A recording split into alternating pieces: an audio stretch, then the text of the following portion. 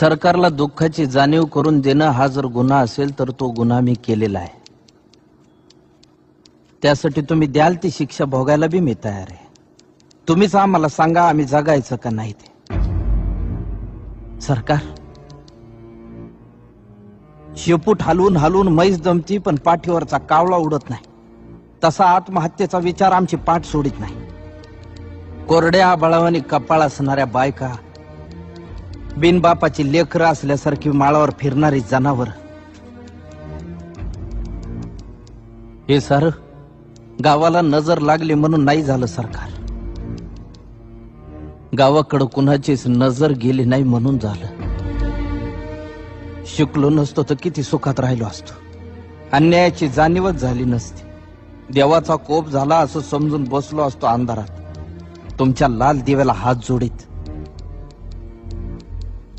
गोचिडासारखे चिटकून बसले सातबाऱ्याला सावकार आणि पुसगावण्यासारखं उभं आहे सरकार. आभाळ वागतंय सावत्र आईवर. दुष्काळाचं कुरूप ठणकत चाललंय आणि शेतकऱ्यांसाठी कोंडवाडे बांधायचं ठरवून सरकार शांत झोपी गेलंय. देश महासत्ता होण्याचे स्वप्न बघण्यासाठी.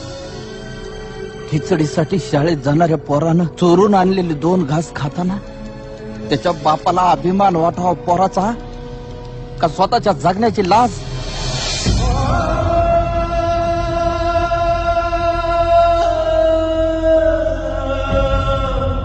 अजून अंत पाहू नका सरकार. शेताचा मसनवाटा झालेला आहे. ज्या दिवशी शेतमालाला भाव मिळत नाही म्हणून उभं पीक जाळतो आम्ही, त्या दिवशी तुमच्या नावानं सुतकच पाळतो आम्ही.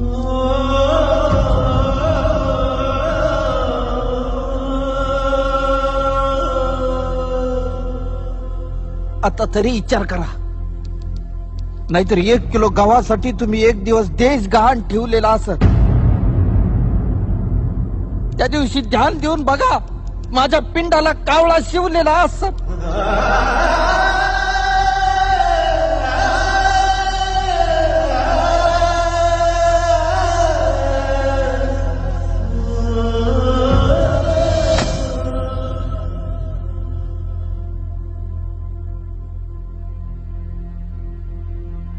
माझी काहीच तक्रार नाही. पिकवणाराच उपाशी आहे. भूक माणसाला काही करायला लावेल.